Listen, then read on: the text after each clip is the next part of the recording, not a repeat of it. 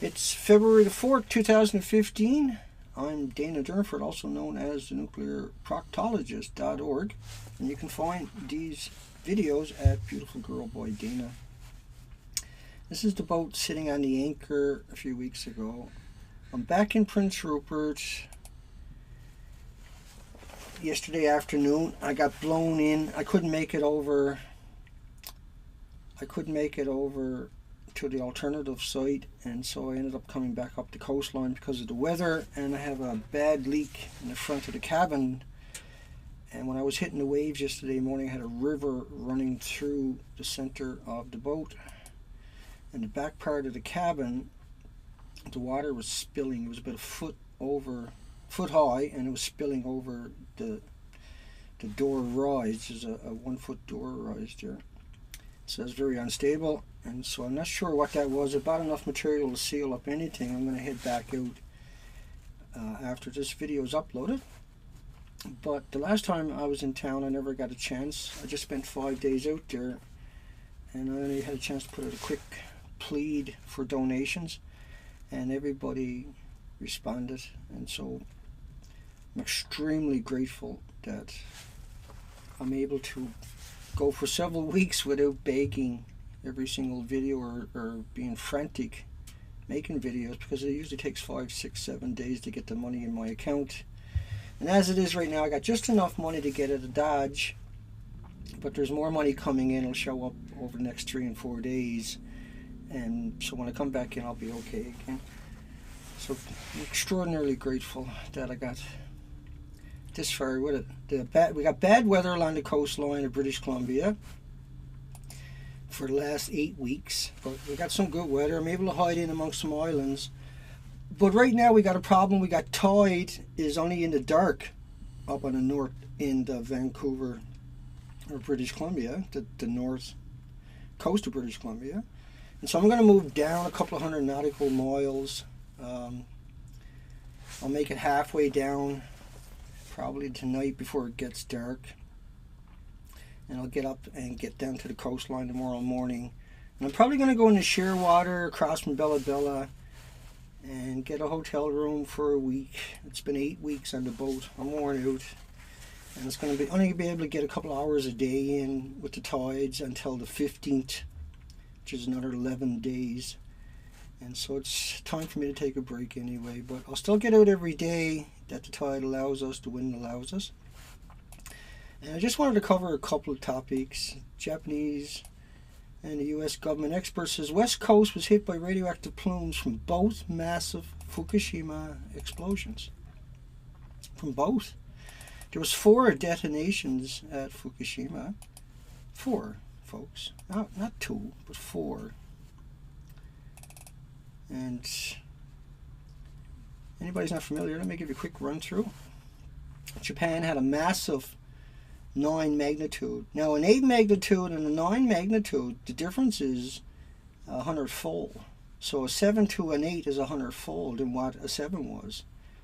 And again, you know, these magnitudes, they're misinterpreted many times as being just like on a scale of 1 to 10. This is the deception that they have always done. So it's extremely dangerous when it gets up to 6. When it gets up to 7 and 8, it's unimaginable. Lasts forever, shakes the integrity of everything. The tsunami came in, and it took out 500 miles of the coastline. It updated the nuclear power plant and ripped all the infrastructure out of that. And this building blew up. That's unit 1. All the models we see are based upon this one unit. This is number 2. It blew up. It detonated. It melted down also. It caught fire.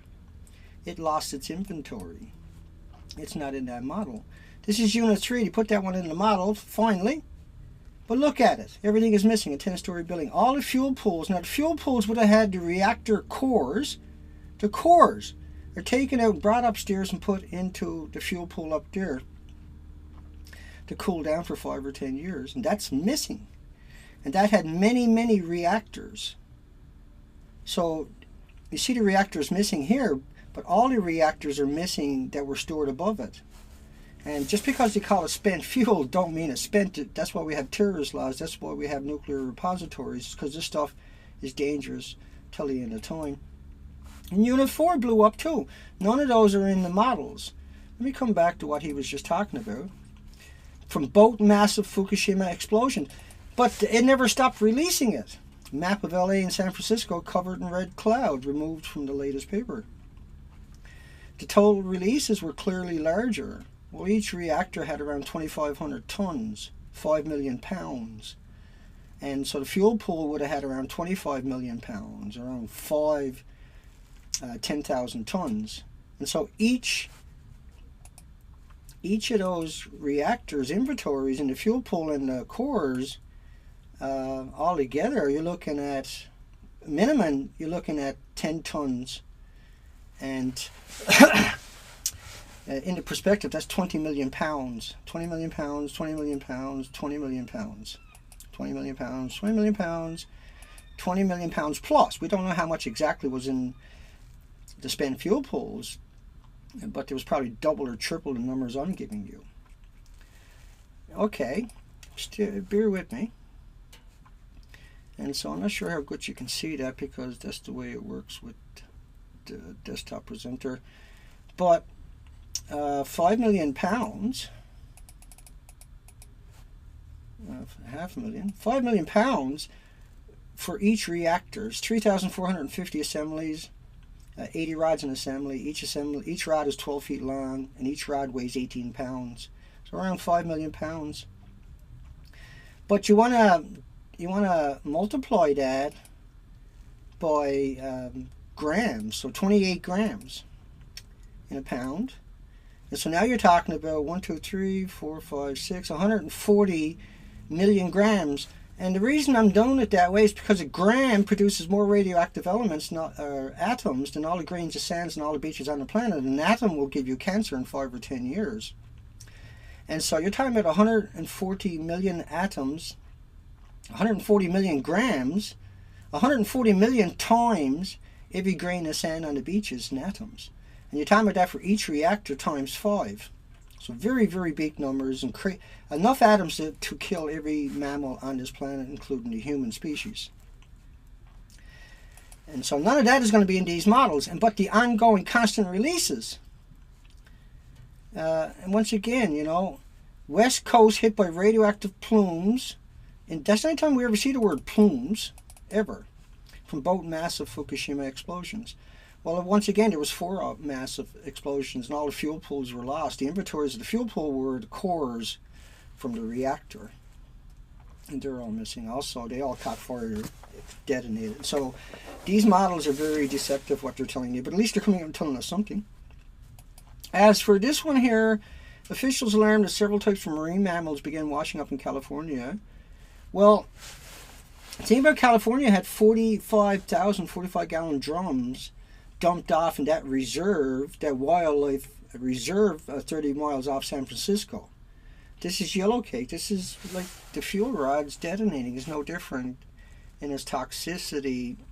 Now, the melted reactors are different. They are, when they go into chain reaction, uncontrolled, unhinged chain reaction, they cannibalize everything around them. The rocks, the steel, the rebar, the cement, all that is made of atoms and particles and elements. And so that becomes ionized and radiated too. And that's just like another reactor each time. It's cannibalizing that stuff. And so when you start adding up the ionized radiated elements and atoms, I should say, and the isotopes are in the atoms, when you start adding up all the atoms, you're looking at an invisible permanent snowstorm around this entire planet till the end of time. And so we really need a revolution to deal with the future, to try to harness. There's 4,350 peer-reviewed academic studies every day published in North America. 4,350 peer-reviewed academic studies published every day. And if we were to take some of that horsepower and put it towards solving some of these issues, we wouldn't have the issues we got. Yeah, well, we'd have, you know, in the context of, we wouldn't had all that fuel stored on top of the reactors. That would have been dealt with a long time ago, but we won't do that. We seem to be on this maniacal path to kill all creatures on the planet. Right now, the insects are missing from British Columbia. I'm on the expedition for life up the coastline of British Columbia. And these are the days. And the mussels are missing from the entire coastline. This is just random clicking here. You know, when you zoom in on the rock piles on the very shoreline in the tidal pools, I'm on the beach on these pictures, you see a little bit of kelp weed. That's the most popular kelp on the planet, and it's not very healthy. But that's all you're finding. The other 600 algae are missing. All the limpets, all the snails, all the mollusks. But what's really interesting is the mussels are missing from the entire coastline. That really seems to affect people that are familiar with the coastline. For some reason, that one in particular, the mussels. We'll get some more pictures for you. That's the Zodiac up on the beach. There's Zoe. You can see there's a bit of kelp weed because we're inside. The inside has more kelp weed, but the other 600 algae are missing. There might be another 1 or 2 algae there, but 600 algae are missing. These tidal pools, these zones should be full of life completely. It's raining that day and cloudy, so it's hard to get clean quality pictures when it's miserable out, but we still need that data. We still verify there's nothing on the rocks, that there's no mussels on that rocks. And that kelp weed is the only thing that's left. Everything else is missing. And the barnacles are gone up on the north coast. Now the barnacles are down on the west coast. Let's go look at another day. We got an incredible amount of underwater footage. And that was December 26th. Let's look at some underwater footage from that same day. And we don't know what's what. Anything that's long, I'll click on that. Oh, Zoe. And Zoe's soaking wet. Now you got to realize Zoe gets wet all the time. She goes out and jumps in the water like there's nothing to it. And then she gets in, soaks all my blankets down when we get back to the boat. There's urchins, sea urchins, but not much else. They're not clinging on the kelp. And I hear that from the divers out here. I've been rafted up with the divers for a number of days. But I am moving down the coast by myself again because I can't get a tide and I don't want to. The tides are all just after dark. The tide gets low. And so I'm only going to get an hour in. But if I move a couple of 100 miles down the coastline, I might get an extra hour and a half on the tides, and that's enough to get the data. You need the daylight to get this underwater footage. The last day out, I got zero footage from my underwater. It was too close to dark, and then I got to run back into the shelter in the dark each night. So it's better to move down the coastline for a week and a half till the tide changes. Come back up the coastline. You see a big purple star, right? And we should see all of this just loaded.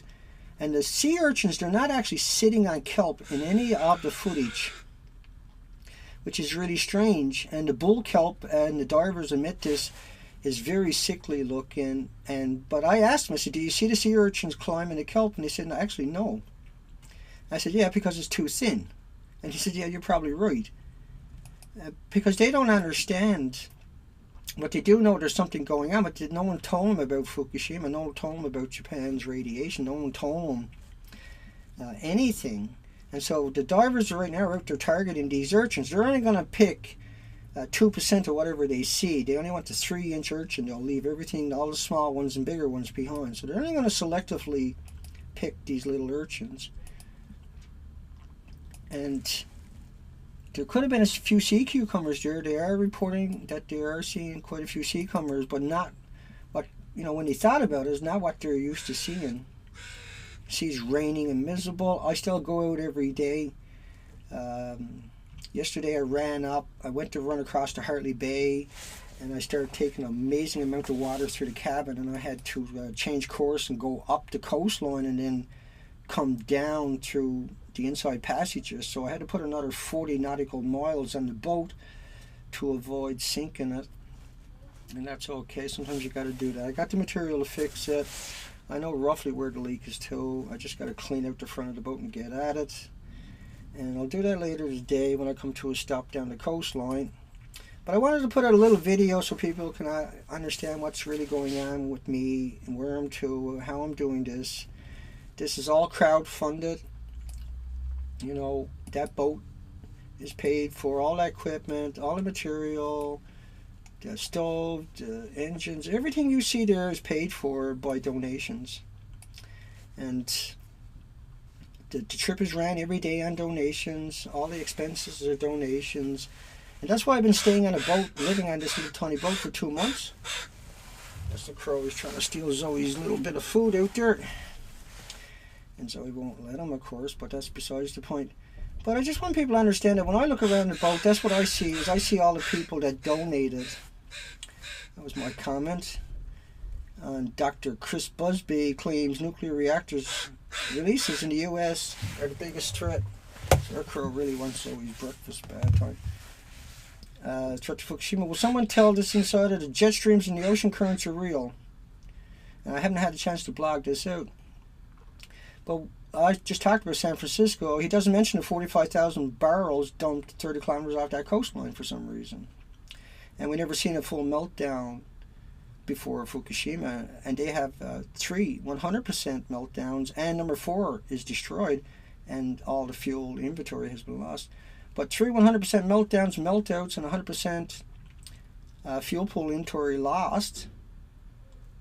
You know, the constant hemorrhaging into the environment till the end of time, and all Busby could talk about was the fact that nuclear power plants are releasing into the community, which is what I tell you all the time, constantly. Every video I'll tell you how a reactor boils off 120,000 liters of that stuff into the communities every day. But that's not like a melter reactor. That's not like detonated reactors hemorrhaging into your community and releasing all those inventories. No. So it's quite deceptive. The man needs to come out and tell it like it is instead of doing what he's doing. He's lost all credibility as far as I'm concerned. But he does have useful information, so I still listen to him. But he's lost the credibility because he won't come out and say it like it is. Neither will Helen Caldicott, and neither will Arnie. They always come out and manipulate the final numbers at the end of the videos. And that just drives me insane. This is where I'm heading out to the edge. And this is Lars, towards Otter's Passage is over right here. And I spent last week doing all these islands. That's all I've done, is that whole section of islands. There's a reason for it, because the islands, the ocean has to come through all those islands to get to the inside passages. So if there's nothing in the islands, it just proves there's nothing on the inside passage too. When I go look at them, that explains why. You know, I never found anything on the inside. It's because those islands are empty also. So it never made it through the islands. How could it make it to the inside passages? And so the islands are the gateway to the inside passages.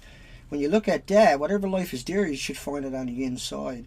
But you will never find more on the inside than what you find on the outside islands, because that's not the way Mother Nature works. And let me get up a little closer to that and move ahead. I seen some starfish on this one, if I remember correctly. Yeah, there they are. Little pile. They're the same species. They're all in one species, what you're seeing here. And that was really, really unusual. But that's what we were hoping to find by going all the way down the coastline to the bottom, south end of Bain Sound. And there's 2 of these big clumps. This is a really rough spot. You wouldn't believe how rough this is right here where I'm too. Very difficult to do the things I'm doing every day and not destroy and beat everything up and get hurt. It's impossible not to get hurt, and I have been hurt a few times. I have destroyed quite a few props. It's very expensive to do anything, and it's heartbreaking every time that happens. But that's how we get the data. There's no other way to get the data. And there's a starfish out of the water. We keep jumping because we haven't got a lot of time. It takes a long time to upload this, but I got a bit more time on my hand than I did last time. But I am out the door when this is uploaded. I still got to go over and fuel up. I got all the grub aboard. I lost all my blankets, my sleeping bags, my pillows, and so I had to go out and replace all that this morning. I slept last night. It was really hard to sleep with no blankets and no pillow, and so I'm just sleeping on a cot with nothing, just a bunch of my clothing laid underneath me. It was a very rough night for me.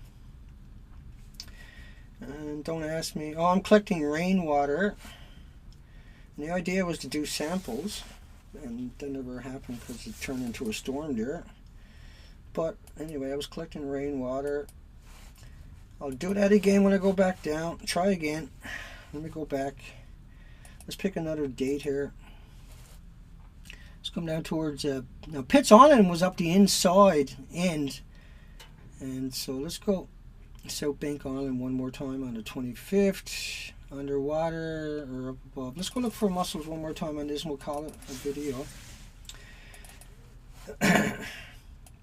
And hopefully I'll find an internet connection where I can start uploading this stuff again, but it's everything I do is impossible yet we get it done. And it's only because of the hounds of Fukushima, the Fukushima hounds, the people that are really concerned and that keep pushing and pushing and pushing that the truth is coming out. I'm just a vector for everybody out there that wants to see this done. So I've done all of these islands. I've done right around that island. I've done the top end of that island. I've done down the inside of that island. Done up the inside of these channels over here. See if I can find you a better picture. And yeah, sometimes you can't get in close enough to the shoreline to get a good picture. But there's no mussels on the entire coastline. No one can come up here and find mussels. No one's going to go up here on the coastline, debunk anything I say, no matter what I said. It's true. There is nothing left on the coastline. These pictures are definitive. The site at the nuclear proctologist is full of it. If someone got a problem, they can go over there and look themselves. But unless you go out and go to the same places, and I provide you the GPS, of where I'm to. And if you're not going to go out there and look at it yourself and say, look, Dana, there was lots of mussels there, but Dana took pictures of the 2 spots there wasn't, they can't. When they go out there, all they're going to find is exactly the pictures I took, no different. And I give them the feed. So that was a point of land. There was a rock pile in there. I'm moving closer. Hang on. And you can see no matter where I go, the rocks are completely naked. Now down south in Vancouver Island, at least there was some mussels. It wasn't very much. But whatever's on the north coast, I can't find it. If it's there, it's just a little tiny patch here and there. But yet I haven't found it. And neither has anybody else that I talk to. But I do know that when I tell a fisherman there is no mussels on the coastline, that friggin' well gets their attention. And they say to me, they actually swore, which is really unusual. And I've talked to a lot of people. I couldn't make it in to do the Jeff Lynch's show on Monday. I was pinned down on the south end of Bain Sound. It was blowing 35 knots, nautical miles an hour. That's 1.8 in kilometers, 1.3 for miles per hour. You multiply it. And then it was blowing 35 to 45 on the outflows on the other side. So I was pinned down in this little group of islands, and I got hammered from both sides. And I ran up to Rupert because I couldn't make it into Hartley Bay. And I was glad to make it up here. I'm fueling up and heading back out this morning. Less than a 24-hour turnaround if I can get out of here by 1:30. It's 11:55 now. I'm going to upload this video here in a few moments from a 1-bar wireless connection. That could take me an hour. And so I should be out of here close to the same time I got here yesterday, which is 1:30. And this time I'll be heading down there. I think there is internet down in Shearwater if I get a hotel room down there. I'm not sure what to do. Check out the prices, and if it's not terrible, because it's winter season, there's only a little community of 30 or 40 people, and so the room should be cheap. I'm really hoping for that opportunity. I desperately need to get into a bed and a shower and use a toilet for a whole week. That really appeals to me. But there's nothing left on the rock, and it's hard for me to stop what I'm doing. It's hard for me. I can't switch off. I just can't switch off what's going on. But we are the winning team. We are winning this battle. We are winning the hearts and minds. We are bringing logic to the table. We are bringing the data to the people. And while you might not see the response and feel the gratification right now for trying your best and helping as much as you can, I can assure you everything that we have done has been justified and morally right to be doing. The onus is on us. This is on our watch. This is our obligation. And you can see the shoreline here. This is Trudge Island. Really bad weather. I was the only person out there that day. The whole dive fleet was down. I went out and managed to pull off an hour and a half. But I couldn't get up close to that shoreline. See how far out it extends? As soon as I got to the edge, it hit 10 feet. So ground swell will drop me right on the rock and then pick me back up and drop me on the rock again. Too difficult to get in there. And even getting in here was too difficult at low tide. Once again, nothing on the rocks, no matter where I go, nothing, zero, nothing.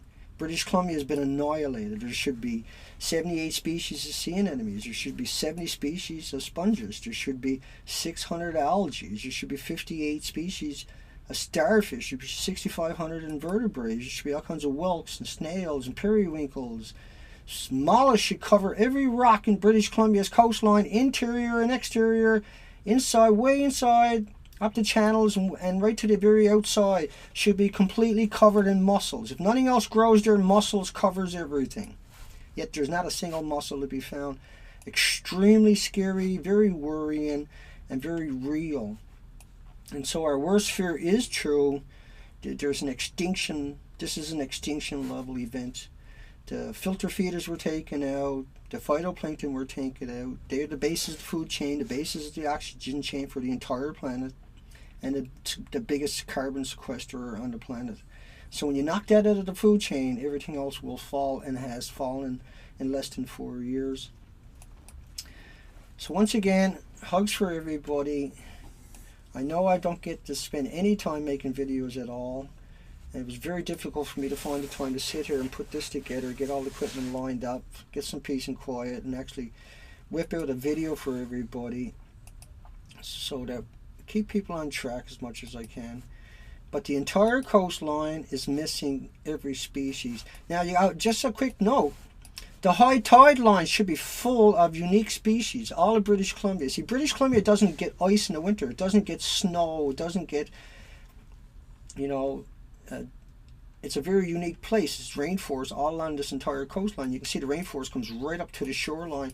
Well, right there at that point right there is where this would be where all the high tide critters and plants and faunas and floras and insects and algae and critters would live. And they live in harmony with the ocean rising and falling all day long.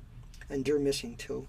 And so I never mentioned that enough, but the high tide species are just as important as the low tide species because it's very visible. And because we don't have any low tides in the daylight for the next week and a half, if I can't find a spot to settle down and hit low tides because of tidal differences, I'll do a high tide study for a whole week. And because that's very important too, and I should be doing that while I'm doing everything else. It's just that the low tide is such a unique, well-known, very visible, vibrant color area, and now it is just a dead zone, and nothing can seem to grab hold and live there anymore. Remember, the ocean is a soup of life, and that a glass of water would normally contain 75 to 100 million phytoplankton in a glass of salt water. That salt water should have another billion creatures and eggs and larvae and small fries in it, and that would reseed the coastline immediately. The coastline hasn't reseeded itself. And so the nuclear proctologists, Dana and the Hounds of Fukushima, are documenting that at all costs. We'll be finished in a few months. Continue to support me, and I know I don't need to ask, but I'm just, for the people that don't know what's going on, I just want to enforce that on you. We are the real deal. We got no reason to lie to you or manipulate or for deception. Everything we're doing is vetted and verified and factual. And we don't talk about anything else because why bother when this is so complicated that only the facts can help anybody. And I believe everybody is smart enough, more than smart enough, to digest this information and understand the significance of what I said, and understand the significance of what we're doing and why we're doing it, and why the onus is on us, on this generation, because we are the generation that this is our obligation. We're obligated to deal with this, and we bloody well are going to. We're going to hold people accountable, but first we need a way forward, and the way forward is a dialect and a debate, and the debate is no longer about is there life damage on the coastline, and the debate is that it's all gone, so what do we do now?